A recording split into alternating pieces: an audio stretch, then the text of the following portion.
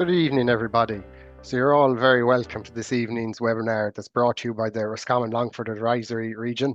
My name is Alan O'Brien and I'm an advisor based in Castlerea. So this is the first of three webinars that we have in this spring series of webinars. So we have tonight's webinar and then we have one on the next two Monday nights, and they're at the same time each night. So before we actually start the webinar, just to let all the sheep farmers out there know that this Thursday, the 15th of January, so this Thursday, Teagasc Roscommon are holding a sheep seminar in the Abbey Hotel in Roscommon, and it's at 8 p.m. So the topics of that are going to be the new veterinary medicine regulations and a blue tongue update. And Conor Geraghty from Farmgate Vet Lab is our veterinary group is going to deliver that. Brian Daly of Teagasc and Roscommon is going to look at sustainable farming into the future.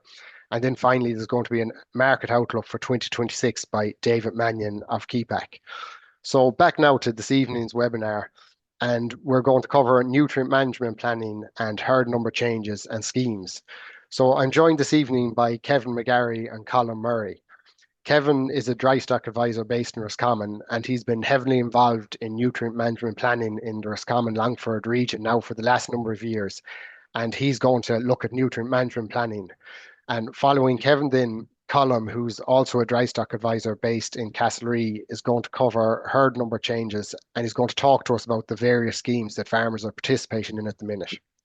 So when the two presentations are finished, then we'll have some questions.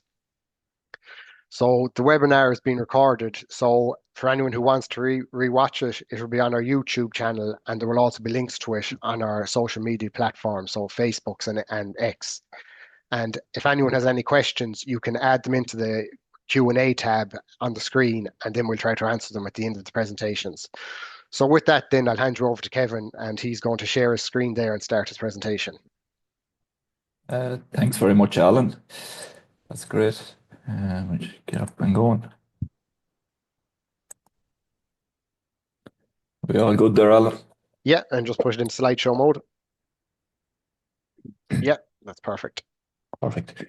Okay, so thank you very much, Alan, and welcome to everyone that's joining in tonight. As Alan mentioned, my name's Kevin McGarry, and I've predominantly been focused on the nutrient management side of Teagasc there for the last couple of years, especially since the introduction of some of the new nitrates regulations and the new fertilizer database.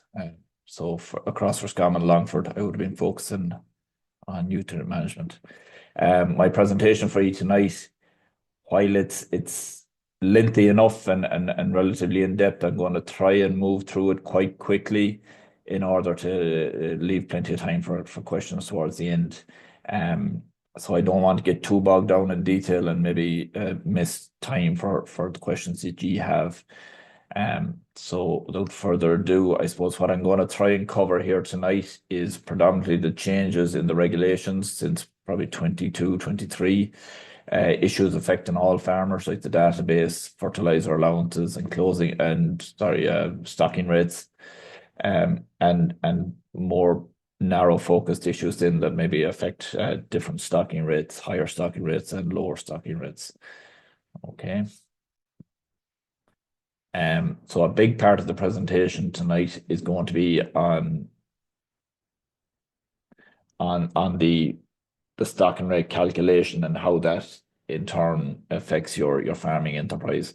So I'm going to be talking mostly in hectares and kilos of nitrogen, which is probably a change from what we're used to in acres and bags per acre and using acres as our measure. But I suppose the department talk in hectares, the regulations are in hectares, so it is useful to get around to start thinking in hectares for ourselves.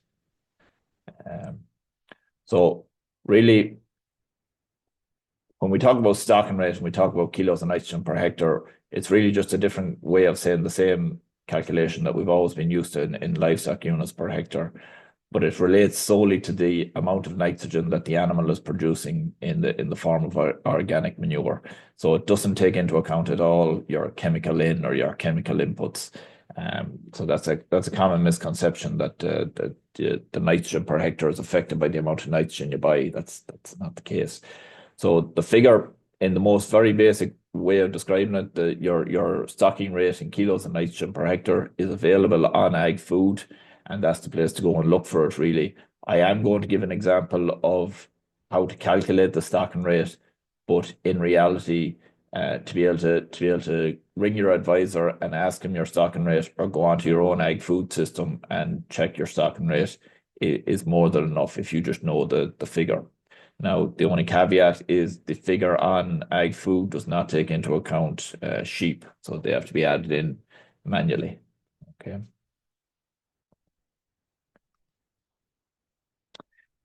So each individual animal on the farm is designated a kilograms of livestock that kilograms of nitrogen that they produce every year. So if we look at the suckler cow and the over 2-year-old animal, they're producing about 65 kilos of nitrogen per year. Organic nitrogen, that's what they produce. The 0 to 3 month calves, and then the 4 month to 12-month-old calves, that calf to weanling kind of animal is producing between 1 kilo and up to 20 kilos towards the end after 4 months. The 1 to 2-year-old females are producing 55 kilos and the males 61 kilos. Now, again, like I said at the start, we don't expect you to be able to retain those figures, or even to use them on a daily basis, but just to give you an idea of what each animal is producing. When you come down to the lowland Joes, that's probably more of a relevant figure in that you'll have to add that up manually. So a lowland Joe is producing 13 kilos of nitrogen per year. Okay. So how would you calculate based off those figures, how would you calculate a stocking rate? Again, we won't expect you to do this, but it's no harm to run through it quickly on how it's done. So we say a 22-hectare farm, a 50-acre farm in this part of the country with 22 suckler cows, 22 calves that follow on, are producing combined together somewhere in the region of 89 kilos of nitrogen, roughly. Now, these are broad figures. So 22 by 89 kilos of nitrogen each is 1,950 kilos of nitrogen in total for the year for those 22 cows and 22 calves. If you divide that by that should be 22 hectares, but give or take, if you divide that, you're getting 98 kilos of nitrogen of a stocking rate. So that's all the nitrogen produced divided by the hectares, gives you a figure of 98 kilos of nitrogen per hectare. If that was all you knew from that whole thing, is what your kilos of nitrogen per hectare was at the end of it, that'd be fine. We wouldn't expect you to want to do the calculation, because that's an oversimplified calculation, and no farm is quite that simple. Now, if you were to add in sheep to that, you'd be saying maybe 40 lowland Joes producing 13 kilos of nitrogen per hectare, 13 kilos of nitrogen per year. That's 520 kilos of nitrogen that those 40 Joes will produce. Again, divided by the 20 or 22 hectares is giving you somewhere in the region of 26 kilos of nitrogen produced for the year. So if you then add that 26 to the previous 98, you're up on 124, 125 kilos of nitrogen for the year. That's what your farm per hectare has produced. And that shows you there's going to be a big difference there if you have sheep on the farm compared to if you don't. Okay. So now, why is that important to know? Why are either of those figures or that calculation important to know? So GSR, or grassland stocking rate, drives the amount of chemical fertilizer that you're allowed to buy every year. Okay. It's always based on the previous year. So for now, 2026, we'll be looking at the 2025 stocking rates. So in that, there's nothing you can change in 2026 that will change the amount of nitrogen that you're allowed to buy. It's based off last year's stocking rate. Okay. So 25 drives 26. It also drives other statutory requirements, such as low emission slurry spreading and the amount of storage that's required on the farm. Okay. So this is kind of how it works. And again, I'm just going to run through it because it's not an easy figure to be able to calculate, but based off each stocking rate. So we say you are that first farmer with the 22 hectares and the whatever I said, 30 odd cows. You'll be at 98 kilos, you'll be at that first bracket there, which is 85 86 to 130 kilos. It will be your stocking rate. So therefore, you'll be spreading up to 114 kilos of nitrogen per hectare. Now, that's as much as I'm going to say on that, because just to give you an idea how the stocking rate affects the amount of fertilizer you're allowed to buy. Okay. Obviously, if you were on the higher stocking rates, 131 plus, you'd be on a much higher amount of nitrogen that you're allowed to purchase. So you go from 114 up to 185. And the same if you were below 85, you would drop quite a bit down to 90. So less than half the amount of nitrogen that you would be allowed spread if you didn't have, we'll say, the sheep that man had. Oh, sorry, if you had a lower stocking rate, if you only had the sheep, we'll say, and only had a stocking rate of 30 or 40, 50 kilos of nitrogen per hectare, you'd only be allowed to buy in 90 kilos of nitrogen per hectare. Okay, in a chemical form.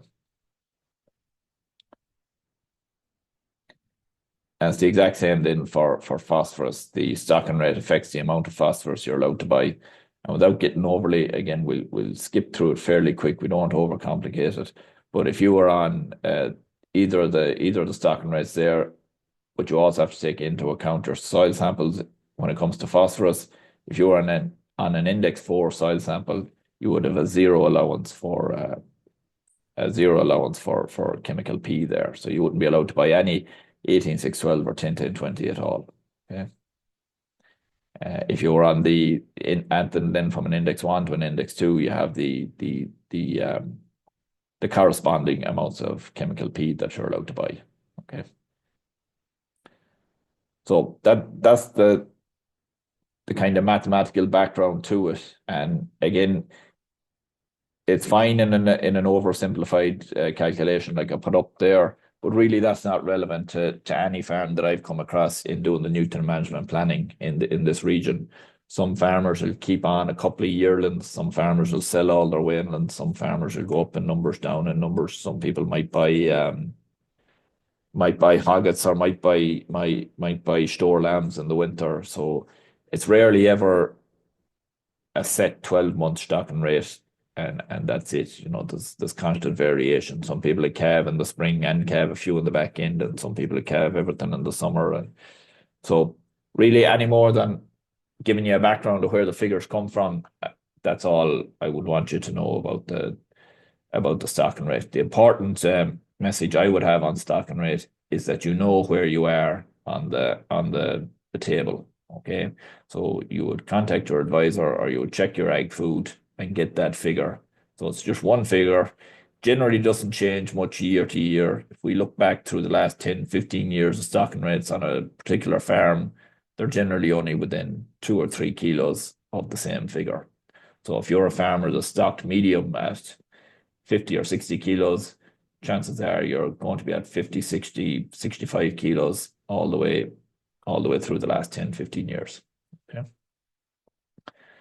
So now issues that affect all farmers, and I'll come back to the fertilizer allowances in a minute, but I just want to shoot through some of the more general stuff here. And I know Colm might cover opening dates. I won't dwell too much.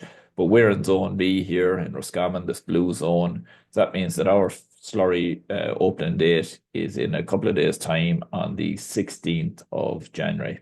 Now, the only real reason I want to mention it is it's common misconception that it's the 15th of January, but that's actually the last day that you're not allowed to spread fertilizer. It's the last day of the closing period. So it's every day after the 15th. So you can put on the tanker on the 15th, but don't go out until the 16th. Okay. This is a brief one pager that I drew up last spring just to give people maybe a more detailed view of the dates there. Again, I'm not going to spend an awful lot of time, but opening date here is the 16th of January, closing date is the 30th of September. But from the 16th of January, from the day it opens, for the next fortnight after that, so really up until the end of January, you have to maintain a higher buffer zone or a wider buffer zone from any water course than you do the rest of the year round. So for the next fortnight after the slurry opens, you have to stay 10 meters away from a water course. Now, look, you have to follow the common sense approach too, in that if it's not appropriate to go out spreading, if the weather is coming bad at the weekend, heavy rainfall like we've had last night and by the looks of it tonight again, it's not fit to be spreading. But if the weather's mild and there is good dry conditions for the next fortnight, if you were to get good weather towards the end of January, you can go with the slurry, but you must keep out 10 meters from the water courses. After that period, after that two-week period, for the next remainder of the summer up until the closing period again in September, you only have to stay 5 meters away from the water course. And again, you'd have to use best judgment there on that. If 10 meters still feels more appropriate to you, if it's a high risk area, well then you err on the side of caution there. Okay. I'm not going to go much more into dates, only that one, just to go through the only other one that's really applicable there at the minute is the fertilizer open date. Now that opens the end of January. Again, probably not a major issue in this part of the country, in that a lot of people that I deal with definitely don't go out till a bit later, well into February anyway, normally. Okay. But again, there's a 3 meter buffer zone there when you are spreading fertilizer, so 3 meters away from any water course. Okay.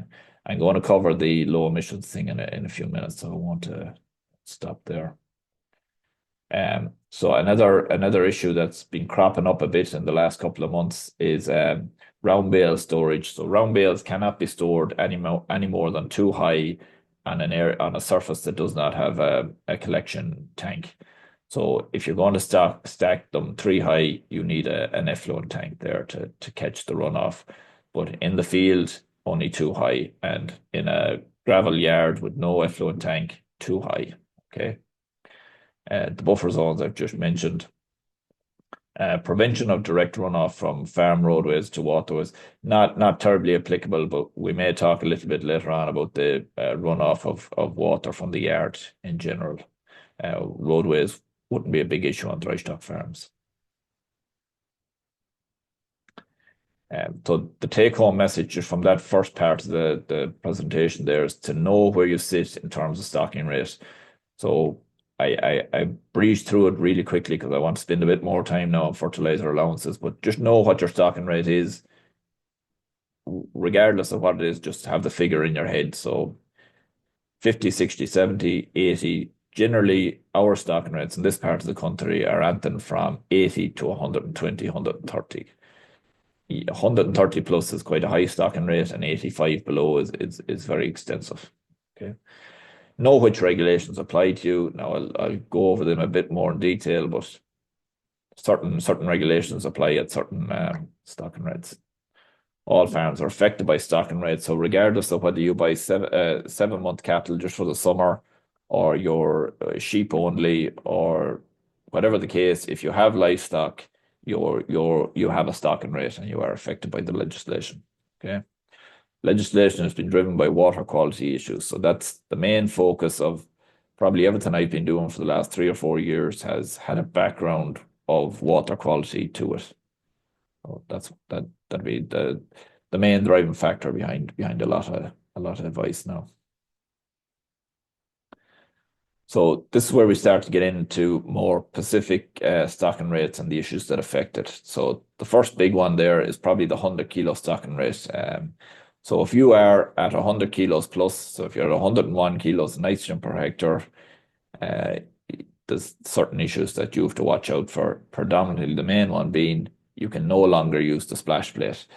So from the 1st of January 2025, so the 1st of January last year, if you're above 100 kilos of nitrogen, you must use low emission slurry spreading, whether that's a trail and chew or a dribble bar. That's what you have to use to spread your slurry. You must have full storage on holding for animals outwintered, irrelevant of whether you use that storage or not. You must have the capacity to hold the manure. I suppose that comes into play a lot with sheep farmers that maybe outwinter. They now, from the 1st of January 2025, must be able to hold at least 6 weeks worth of wintering for their ewes. So they have to have the capacity to be able to put the sheep in for at least 6 weeks minimum. Okay, not as big an issue on cattle farms, as most people aren't out wintering, at least not all the cattle anyway. As I said, over 130 is probably less prevalent in this area, but there are certain compulsory things that we have to watch out for there. So compulsory soil sampling. I will be of the view that soil sampling, while it's not compulsory for everyone, is almost a must, in that it's very, very difficult to be able to give you any fertilizer advice without a soil sample at a minimum.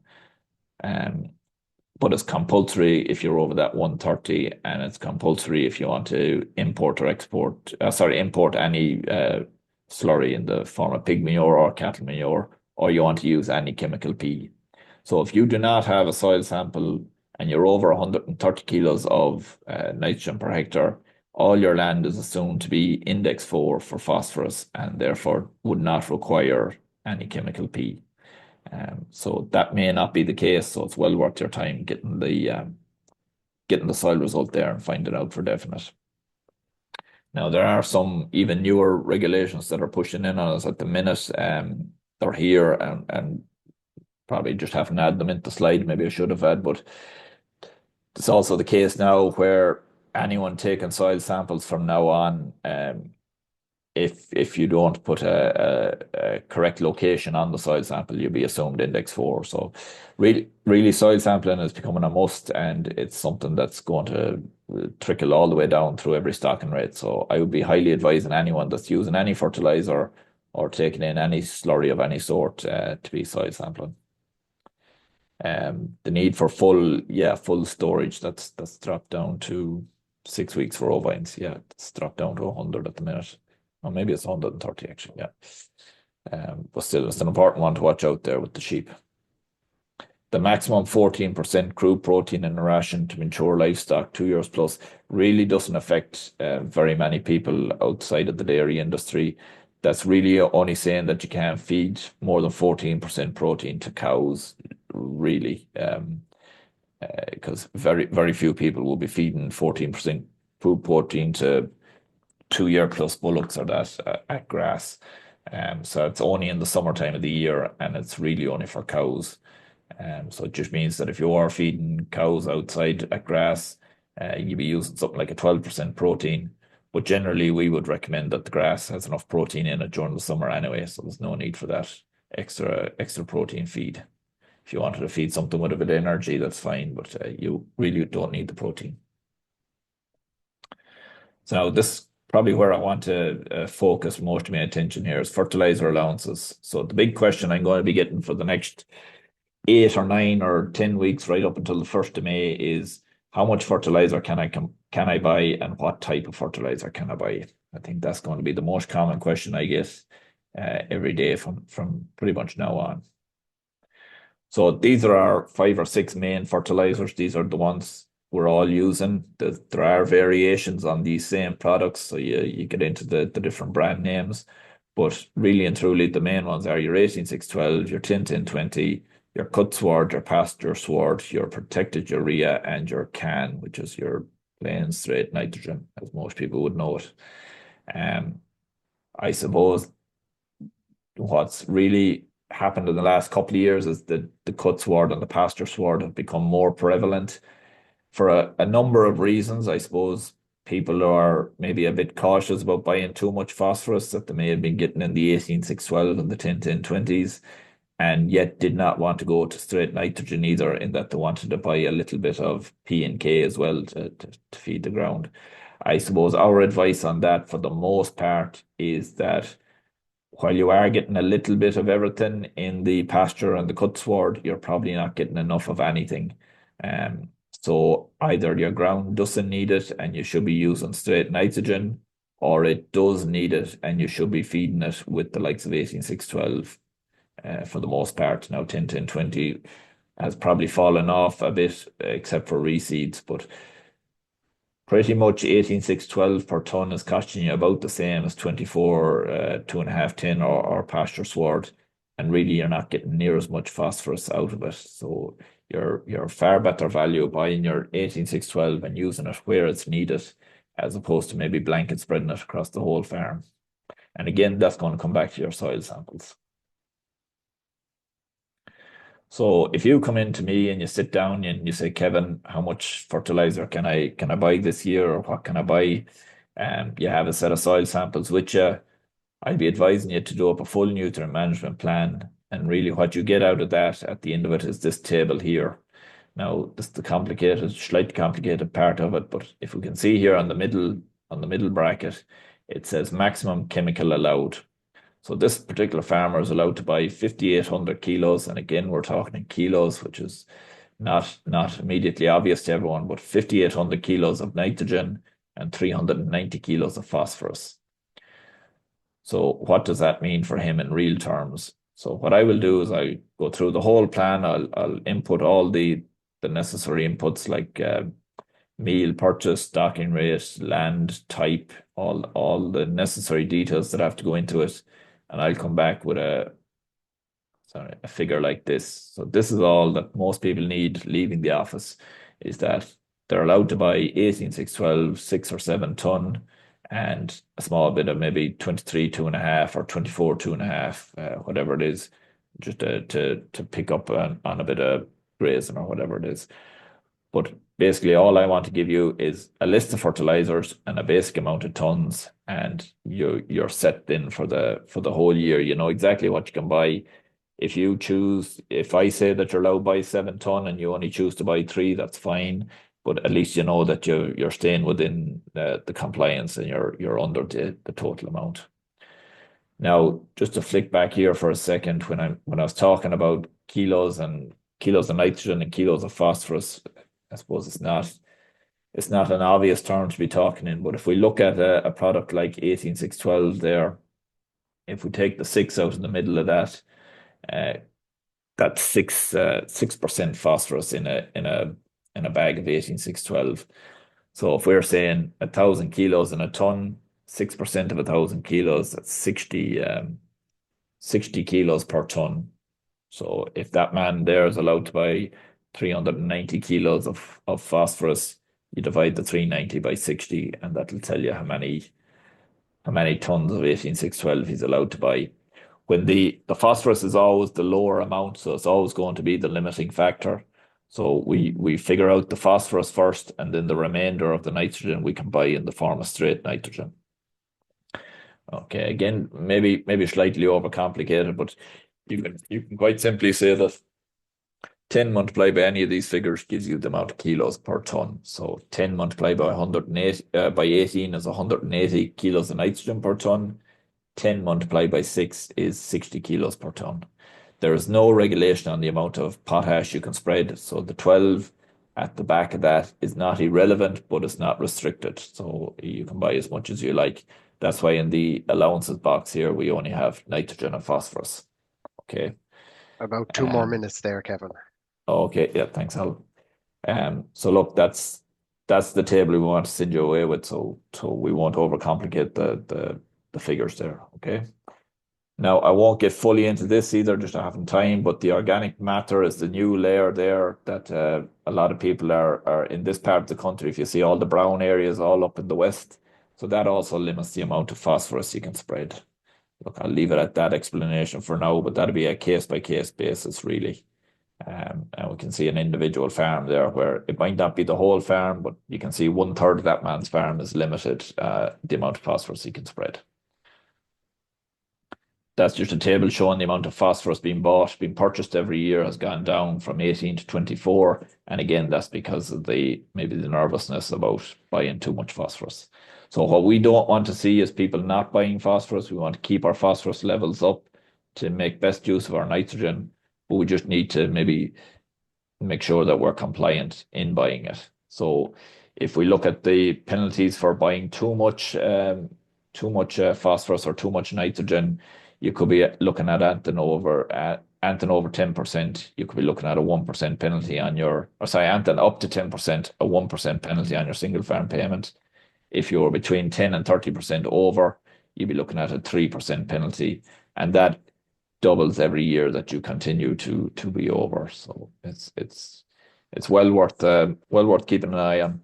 So not to rush through it too much, but the take home message there will be an NMP will keep you compliant. So a nutrient management plan at the minute is almost essential. It's very hard to advise, and in fact, it's completely impossible to advise anybody on their fertilizer usage without an NMP. So it's becoming a case where the NMP is almost as mandatory or as vital as your base application. Uh, the idea of the NMP is to make better use of your fertilizer and your slurry, potentially save you some money, and also drive on your farm production, which is important too. We're not looking to drive everyone into extensive grazing here. We do want to keep production alive, especially in these good markets at the minute. So it's important to make the best use out of your fertilizer. And I'll leave it at that. Hopefully that wasn't too whistle stop.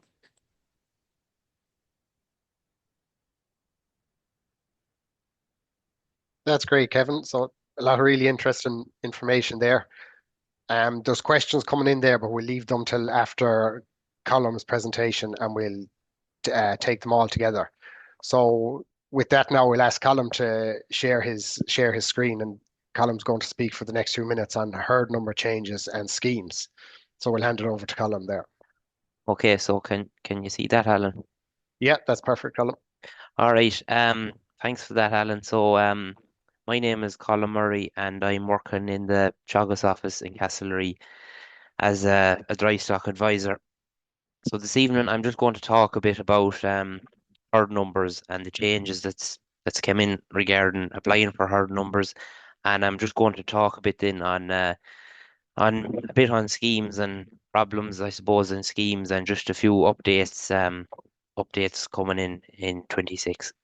So if you're applying for a herd number now, there's a well, I suppose it always was an ER1 form, but there's a new ER1 form now you need to use.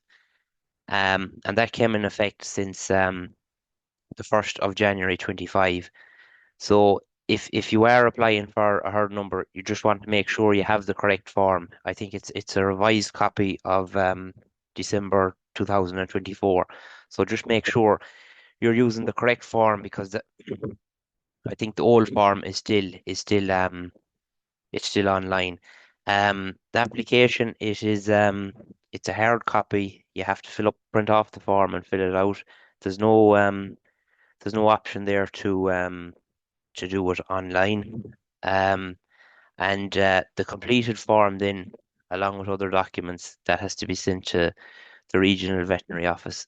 So for Roscommon Longford, the regional office is Cavan. If you're in Galway, Mayo, I think it's if you're in Mayo, it's Castlerea, Galway, it's in Galway. So just make sure you have the correct form and you send it to the correct office. That's based on what county you're applying for the herd number in. And there's a link there just available. That's the link to get the form online. So herd number application 26. So I suppose there's a number of times you'll need this ER1 form. So basically, if you're registering for a new herd number, so if you're applying for a brand new herd number, haven't been farming before, you'll need to use the ER1 form.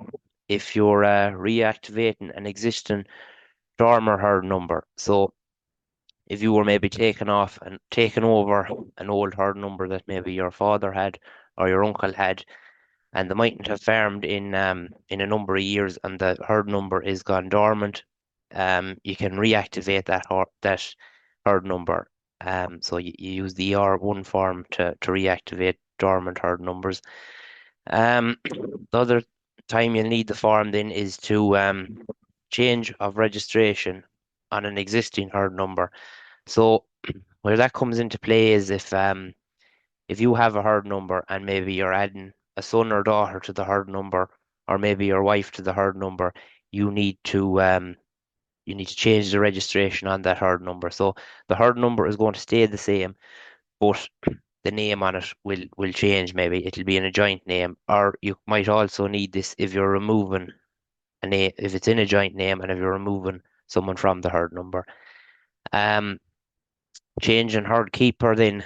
The herd keeper, so, is basically the person in the herd number that's responsible for I suppose looking after the livestock. So if you want to change the herd keeper, You also need this as well. The other time you might need the to use the R1 form is if you need a herd number, just say for scheme purposes, just maybe to transfer entitlements, you might also need the R1 form for that. So I suppose these are requirements now that came in last year. So they're kind of things that they're kind of new now and probably a little unfair in ways. If you're applying for a herd number, you have a lot of tasks to comply with. So first of all, independent access or right of way to all parcels. So I suppose that's self explains it really. So you have to have access to all the parcels you're applying for. Um, Permanent perimeter stock proof fencing on your holding. So basically, if you're applying for a herd number, your land has to be fenced and the fences have to be stock proof. That's your Maryland fences. And if you're if you're applying for cattle, so it has to be stock proof for your cattle. But if you have sheep, it has to be stock proof for your sheep, and they have to be permanent fences. Um, you need a permanent and adequate handling facility. So you need an area, basically a pin and crush, to handle your livestock. If it's only sheep you have, I think you can get away with using a mobile handling unit, but it has to be fit for purpose. So access to a suitable water supply for animals. So we don't need to get into that. Um, Adequate slurry and farmyard manure storage. So if you have livestock for the winter, I suppose basically you need, look, you don't need a slatted shed, but you need something to, I suppose, hold the farmyard manure. If you have a slatted shed, you'll have tanks, but if you don't, you need maybe an area to hold the farmyard manure. Appropriate winter facilities for the type of animal. So basically, you just need facilities up to standard. This then suitable isolation facility for a sick or injured animal. So if you have a sick animal or an injured animal, you need a separate place for that animal that he can rest and recover, or if he has a disease that he won't spread it to other animals. And that area has to be a permanent, independent structure with a concrete floor, adequate lighting, and water supply. So basically, it's a shed or maybe a pen in a shed that you can put a sick animal into. And the all of these things now are supposed to be in situ before you get your herd number. So when you put in your ER1 form and put in all your documents, the department to come out and check all these things before they'll give you the herd number. So it's important to have these things in situ. Um, I suppose just on the paperwork side of things, then, so complete the ER1 form. It's a fairly big form now. I think there's about 13 or 14 pages in it, so that has to be sent away. Proof of identification. So you have to send, say, proof of who you are. So your maybe a copy of your driver's license or a passport that has to go in with the form. Folio numbers. So I suppose folio numbers proving that you own the land, that you have the right to farm it. Um, Maps of the holding, you have to send that in.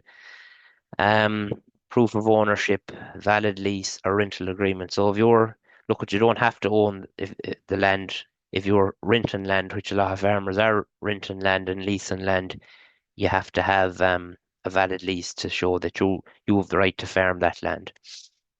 And I think them leases, they have to be at least a minimum of a year. I suppose on the companies and farm partnerships, um, if you are in them situations, there's more documents required. It's more complicated, but that's kind of all you need on the paper side, the paperwork side of things. Just key points, I suppose. Um, this is very important, especially when you're maybe setting up a joint herd number with a young farmer, maybe your son or daughter. It's essential to have a joint bank account as the farm account. and that has to show banking activity. So I have seen a few cases where the bank account was set up and then it wasn't being used, and maybe it was only being used a small bit, and they got an inspection, and then there was trouble. So I suppose that's probably something you want to get working on fairly soon too, because it does take time to get a bank account set up. And then when you do get it set up, make sure you're using it. That's where I suppose the department will look for, maybe they'll look for proof that you are using that bank account. So that's very important. The other thing then, when you do get the the hard number, I suppose, set up, and when you're putting in your BIS application in the springtime, the entitlements may need to be transferred. So especially maybe people sometimes don't think, if you have a hard number and you're adding someone onto the hard number, then the hard number itself isn't changing, but the registration, the names on that hard number are changing. So it's important that the entitlements are transferred into the joint name. So that needs to be done. I suppose the main thing really is to act in time, because it's a lengthy process. So basically, you need to kind of speak to your advisor. I'd say as soon as possible, really. You definitely want to be working on it by the end of this month, because just to get the hard number could take 10 to 12 weeks. And I suppose as you get nearer the deadline for the BIS at the 15th of May, these offices get bigger, or get busier. And I suppose as things get busier, things take longer to do. So I definitely get working on that fairly soon. Um, I suppose if there's any questions on the hard numbers, I'll take them at the end. But I might just keep going now on the schemes, and we can answer the questions then at the end. So I suppose first of all, I'll talk about acres, because probably it's the biggest scheme really that's out there. So basically, acres it's an environmental scheme. Um, like back the years, there was always environmental schemes. There was REPS, there was AOS, and there was LOS. So we're now in the acres scheme. So there's 53,000 farmers in the scheme. There's two tranches. So if you are in acres, you're either in tranche one or tranche two. Um, it's a 5-year scheme. Look, we don't know. It could roll on for another year or two after the 5 years, but we don't know. But generally, there is. Look, if another scheme doesn't come in, hopefully they might roll that on for another year or two. So farmers in tranche one are starting their 4th year, and farmers in tranche two are starting their 3rd year. So you're either in tranche one or tranche two. I'm just going to talk now a bit maybe on kind of common issues and things that to come up a lot really regarding the scheme. So I'll just mention extensive grazing now. So I think everyone in acres nearly has extensive grazing. I'll just maybe touch on some of the key points. I suppose one of the probably the most questions I get asked is about extensive grazing, and when can I top it, and when can I cut silage on it. So basically you can't top that or cut silage on it between the 15th of March and the 1st of July. So once the 1st of July comes, you can top that ground, or you can make air silage on it. Um, the other thing I suppose that comes up a good bit with extensive grazing is regards regarding grazing that over the winter time. Look, there's no problem grazing it over the winter, but you have to be just careful that you're not poaching it. And the other thing then is the ring feeders. Them parcels of extensive grazing, you want to be very careful that there's no ring feeders, or you're not feeding, because if there is ring feeders, it's you'll get a penalty straight away. Um, you can feed sheep hay or silage on it, but as long as you're not doing harm. But definitely no ring feeders for cattle. Um, the other thing then is, oh yeah, you can feed meal on these parcels as long as you're moving the troughs and not doing damage. The low input grassland, then some farmers would have this. I suppose what happens with that, or what this is to do with really, is it's probably older pasture, probably the poorer land, and basically it's the land with the kind of flowers, and basically that has to be scored every second year. So your advisor goes out every summer, say the end of June, July, to score them fields, and basically the more flowers in them fields, the higher score you get. Um, a lot of questions come in about topping that them parcels as well. I suppose there's no specific date of when you can top them, but the thing is, if you've them topped, and if your advisor or the department come out to score that, if it's topped, if there's nothing there to score, your score will be affected, and if your score is affected, then your payment is affected. So if you are topping it, maybe just talk to your advisor first and see has he scored it. But it's only every second year that has to be scored, so you might be okay. But it's just to kind of know and understand it. The other thing then, geese and swans. So there would be some farmers with parcels of land that I suppose they're designated as areas with geese and swans. These parcels then, there's no grazing on them from the 1st of October to the 1st of April. So they have to be closed off for them months. Look at if you're in that area, you'll know it because it's only certain areas that you that's relevant. You couldn't apply for this unless you were in them areas. So basically, keep them closed off from the 1st of October to the 1st of April, and summertime. Then you can graze them or cut silage on them anytime you want. The riparian buffer zones. Then there's a lot of farmers with this action as well. I suppose this is important too because it's a very high paying action, and if you do get a penalty or this gets cut on your payment, it does run into a lot of money. Like you're getting 1,530 euros a hectare for a riparian buffer zone. So it's important just to I suppose not run into a penalty with that. So on these areas, there's no grazing at all. You can't graze these areas. You're not allowed to let livestock into them.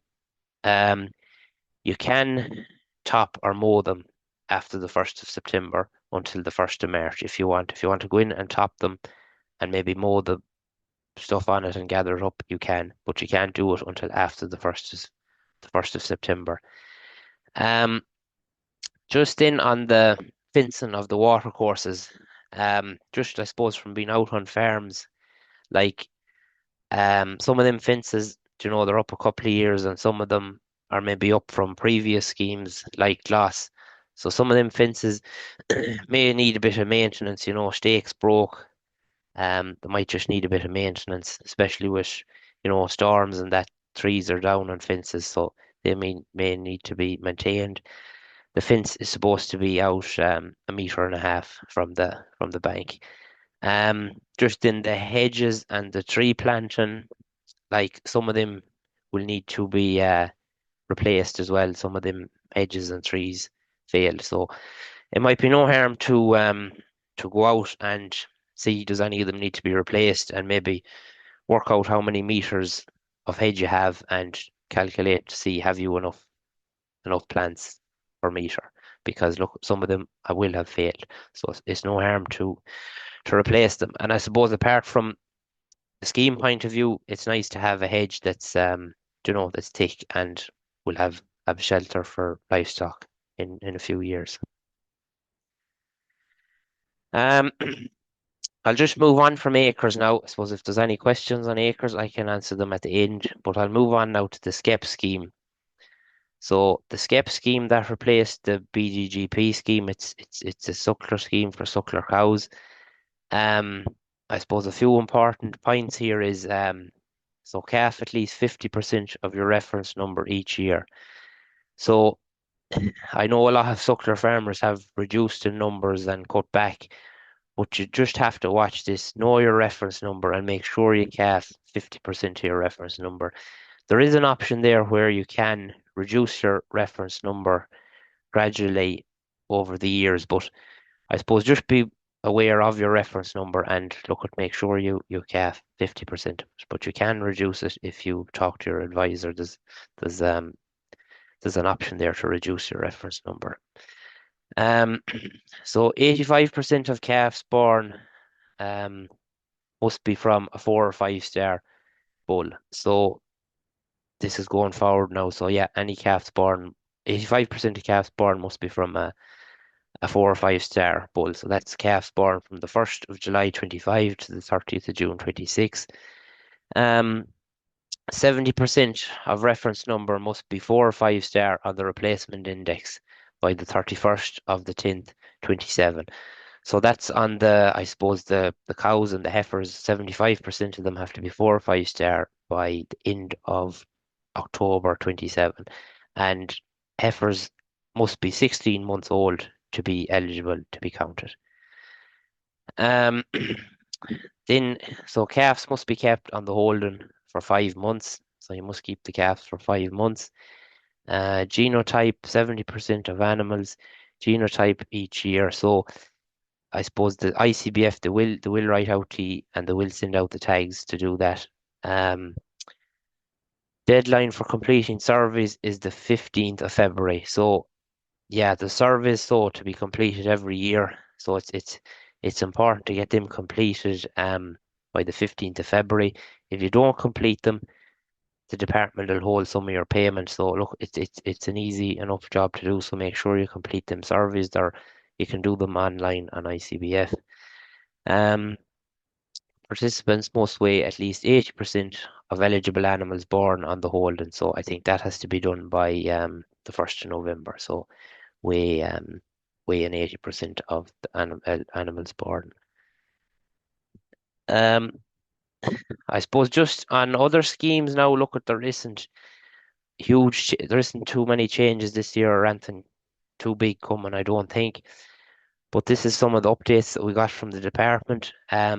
So they expect to open the system on the 2nd of May, or sorry, the 2nd of February to complete the base applications. And that will be open then until the 15th of May. So once that system opens, you can do your BIS application and transfer entitlements up until the 15th of May. So they'll probably send out maps maybe towards the end of February, early March. You can amend your application then up until the end of May, but you have to get an application in by the 15th of May. So the sheep improvement scheme, that will reopen for new entries this year. So if you're a sheep farmer and you're not in the sheep improvement scheme, you can apply to go into the sheep improvement scheme this year. The National Sheep Welfare Scheme, that will also open. Well, just the sheep improvement scheme, I think it just kind of run for maybe 5 years. The National Sheep Welfare Scheme, that scheme just runs year on year. So that's going to be open this year, and you can apply for the sheep welfare scheme. The National Beef Welfare Scheme too. That's set to open in late summer. So basically, that's the scheme where you're where you meal feed your weanlings and maybe vaccinate them. So that's set to open in late summer. There's also a dairy beef weighing scheme that will open as well in this year in 26 as well. So that's the scheme where you weigh your dairy beef calves, and I think that's available for beef farmers and dairy farmers. About 2 more minutes there, Colm. Yeah, that's okay. So the other thing then is so the department said that there'd be no multi-species or red clover scheme this year. Just when I was talking about the sheep schemes, I'll just mention the sheep census. So the sheep census, that's the number of sheep on your holding, the 31st of the 12th, 25. I suppose you kind of get confused. You'd think it's the day that you do the census, but you're actually putting down the number of sheep you had on the 31st of the 12th, 25. And that, if you're doing it by post, it has to be completed by the 30th of the 1st, 26. But if you want to do it online, you have until the 14th of the 2nd, 26. So look, if you're posting it, I'd yearly say register, post it, or else do it online. I think that's kind of it. Just on the acres, I just thought of it there. I think most people are paid for acres, but there is a few people still waiting on payments, and I think it's to do with anyone that was doing the low emission slurry spread, and their payment is still to come in. So I think that's basically all I have now for Yep. you. And if you have any So we have a few questions, I'll questions answer actually them. Yeah. came in there for you. We might as well stay with you, Colm, Yeah. first. We've a few on acres. And so the first one there is just, can an acres plan be changed at this stage? No, an acres plan can't be changed. When you go into acres, you're basically signing a contract to say that you're in that scheme for 5 years. You look at, you can pull out certain actions, but you can't. If you do, that'll affect your payment. You can't amend or change parcels. So basically, no, you can't, unless you can withdraw certain actions, but it'll affect your payment. But you can't swap around actions to different fields. That's great. And the next one then, we've a few questions on extensive grazing. So I'll ask you two together. Yeah. Can cattle graze extensive grazing over the winter? And then the second one is, can sheep be fed meal at feeders in extensive grazing? Yeah, look, as I mentioned, cattle can graze. You can graze your extensive grazing all year round, but just watch that you're not doing any harm or poaching the field, and you can't, I suppose, do any supplementary feeding with silage with ring feeders. Yeah, the sheep you can meal feed sheep on extensive grazing, but just maybe keep the trough moved. And then we might as well we'll stay with you. There's a few more that come in on herd numbers then. So the first one is, what age can you get a herd number at? Um, I think you can apply for a herd number at 18. But just one thing I'll say, what I've probably seen happening farmers is they apply for a herd number, and basically they have the herd number, they have it too early. They might have the herd number before they've even the green cert, and then they do go and do the green cert, and they could have the herd number for maybe 3 years, and then you're only kind of eligible as a young farmer for 5 years. So, you could, I'd maybe just check it out before you don't just run off and get a herd number. Maybe see are you going to do the green cert and maybe try and get the benefits of the schemes out of it that you could waste 2 years there with the herd number, and then, you know, the clock is ticking once you get the herd number. So maybe just make sure you've your ducks in a row. So nearly anyone even wondering about that could check with their advisor to check it out for them. Yeah, it's probably the best thing to do. Yeah, yeah. And one came in here, I think you could have answered it as well. Can the application be done online for a herd No, number? no, no. The application can't be done online. It has to. It's a paper version. Look, maybe there will be an online, but at the minute it's just a paper version. And then the final one on herd numbers. If I don't have a herd number before the BIS deadline, what can I do? If you don't have a hard number at the BIS deadline, well, there is an option there where you can basically you get a reference number, and you do your application through a reference number, and then when you do get your hard number, you link your reference number to your hard number. Look, it does work, but it's probably just it's more work, and then you have the chance too of your payments being delayed. But look, at every year there's always maybe one or two that you'll have to do that way. They just haven't got it on time. But if it can be avoided, I would. But it's there because it's there if it's needed, and maybe the department then open that up the reference number maybe the final 2 weeks of the BIS. So it can be done, but it's just extra work. That's brilliant, Colm, and that's the last question on that. So we have a few here now. We might just move to Kevin for a few minutes. A few questions have come in on nutrient management planning. So the first one there, Kevin, is it's to do with spreading slurry. If the stocking rate was 100 in 2024, but dropped to 90 in 2025, can you revert back to a splash plate in 2026?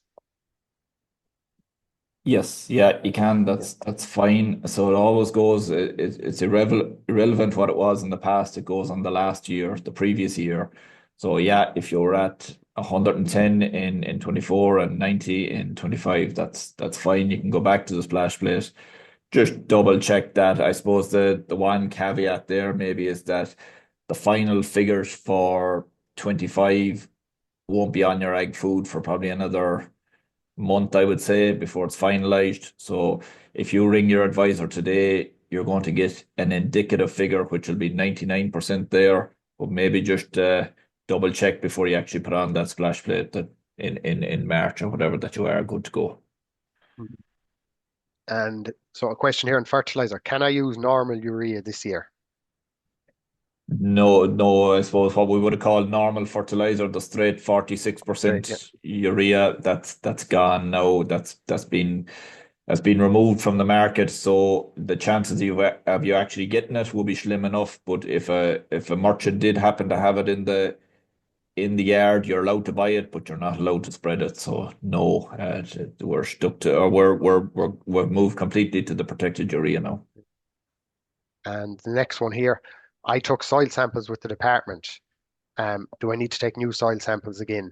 So I take it that's the department soil sampling scheme that was in about 2 years ago, maybe. Oh, okay. Yeah, the free samples. Yeah, look, I suppose the advice would be to look to keep an eye on it. So soil samples last for 4 years. So if you were on that first tranche of free soil samples, they were probably done in the spring of 22. So spring of 23, spring of 24. You're coming on for 3, 4 years now. I'd look at the date they were done, and it's 4 years from that date. So if they have expired, if they're over the 4 years, I would advise taking them again, get new soil samples, and keep them up to date now that you've gone to the effort of getting the first ones. But look, it's not a mandatory requirement, but it would be best advice. And we have one in here then. What's involved in a council inspection? Yeah, I suppose I didn't really I just touched on the clean water side of things. So I suppose again it's back to a water quality point of view. The council inspections are relatively new, so they really would have only come in to play last year, and we're dealing fairly closely with the council again this year. If you are notified of a council inspection, one of the predominant things they'll be looking for there is where the water is going off your roofs. So that clean water, where is it going to? Is it going into a tank or is it going out to the field? It is allowed to go out to a field as long as it's not contaminated with manure. But the grey water then, or the dirty water, if it's coming off the roof and passing through an unclean cattle yard, it's then classed as slurry and has to go into the slurry tank. If it's passing through a clean yard, well-maintained yard, it's classed as grey water and can go into a separate tank, but it cannot go straight to the field. So that'll be one of the main things they'll be looking at is where your water, where your runoffs are going. Have you any effluent runoff from your silage pit, that kind of thing. Look, not something to be very concerned about, just something to keep an eye on. Brilliant. And just the last one here then. Are fertilizer restrictions included in acres? So I take it that's maybe for your extensive grazing and fertilizer limits and that. Are they taken into account when doing up an NMP? Yeah, and to be fair, that's one of the biggest reasons now that we have those the need for those NMPs. So if we kind of go back to my one of my earlier slides when I was talking about 114 kilos of nitrogen per hectare at a particular stocking rate, regardless of your stocking rate, if that field is in extensive grazing, that's cut straight down to 40 kilos, so about a third of your actual allowance. So yes, we take it into account, and it is one of the major restrictive factors of fertilizer usage. Yeah. That's brilliant, Kevin. Thanks a million. So that's more or less it for this evening's webinar now. So I suppose firstly, just to remind everyone that next week, so Monday the 19th, we have a webinar on TAMS 3 and farm tax. And covering that, we're going to have Conor Dobson and Donald McCabe from Teagasc and Longford and TAMS 3, and IFAC are going to cover farm tax. Then on the Monday the 26th of January, so 2 weeks' time, We're going to have an update on TB on farms, and we're going to also look at the new veterinary medicine regulations. And then that's going to be with Damien Barrett at Department Vet and Conor Geraghty, who's from Farmgate Veterinary Group. Just to remind people as well that this Thursday in the Abbey Hotel in Roscommon at 8 p.m, the annual sheep seminar is on. So anyone involved in sheep farming at all, it's a great event to go to. And finally, then just say a big thank you to Colm and Kevin for their presentations this evening. They were really, really informative and really, really good presentations. And finally, then just thanks to everyone who tuned in, and we'll see you all at 8 p.m. next week. Thank you very much. Thanks very much.